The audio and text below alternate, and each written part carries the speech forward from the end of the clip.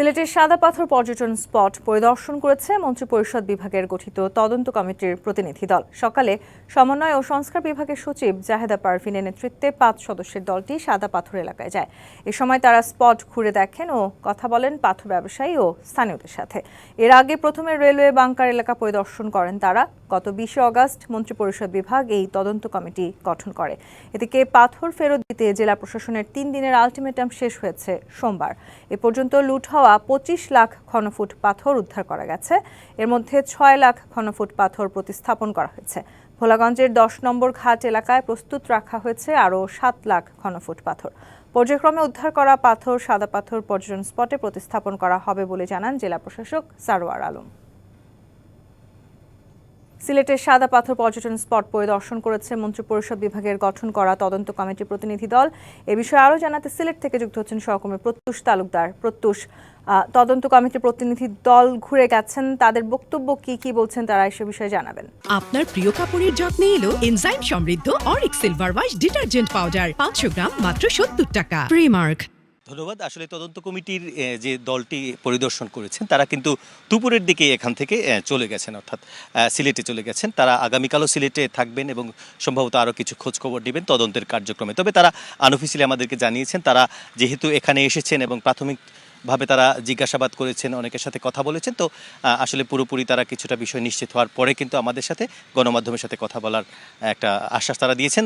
সেটি এখনও নিশ্চিত না কখন হবে। তবে যেমনটি আপনি বলছিলেন, সিলেটের এই যে সাদা পাথরের লুট হওয়া পাথরের ২৫ লাখ ঘনফুট উদ্ধার হয়েছে, তার মধ্যে ১০ নম্বর ঘাটে যে ৭ লাখ ঘনফুট পাথর ছিল, আজ সকাল থেকে এখন পর্যন্ত আমরা দেখেছি বিশাল এক কর্মযজ্ঞ এখানে চলছে।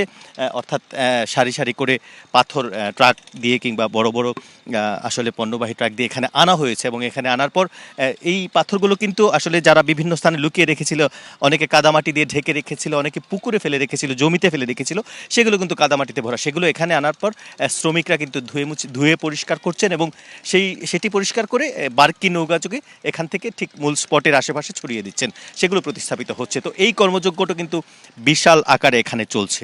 তো আরেকটি বিষয়, যেটি সিলেটের সাদা পাথর লুট হওয়া যে পাথরগুলো সেগুলো ফেরত দেওয়ার জন্য জেলা প্রশাসনের যে ৩ দিনের আলটিমেটাম ছিল সেটি কিন্তু গতরাত শেষ হয়েছে।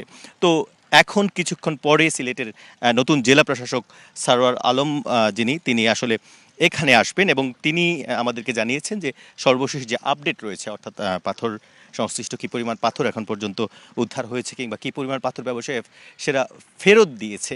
অনেকে কিন্তু স্বতঃপ্রণোদিত হয়ে নিজ খরচে ফেরত দিয়েছে এই পাথরগুলো। তো সব কিছু মিলিয়ে স্পটের সৌন্দর্য কিন্তু একটু একটু করে আবার ফিরতে শুরু করেছে, যদিও আসলে পুরোপুরি সেই রূপে ফেরানো যাবে না। তবে প্রশাসন থেকে সকল স্তরের আসলে যারা রয়েছেন সংশ্লিষ্ট কর্মকর্তারা কিংবা কর্মীরা, তারা সকলেই চেষ্টা করছেন সাদা পাথরের হারানো রূপ ফিরে পাওয়ার যাতে যায় এবং পর্যটকরা যাতে আসলে পরিপূর্ণভাবে উপভোগ করতে সেই বিষয় নিশ্চিত করতে। তার পাশাপাশি এই লুটপাটের সাথে জড়িত যারা রয়েছে তাদেরকে গ্রেফতার এবং শাস্তির দাবি জানিয়েছেন পরিবেশ কর্মীরা। এই ছিল সিলেটের সাদা পাথর পর্যটন স্পট থেকে সর্বশেষ।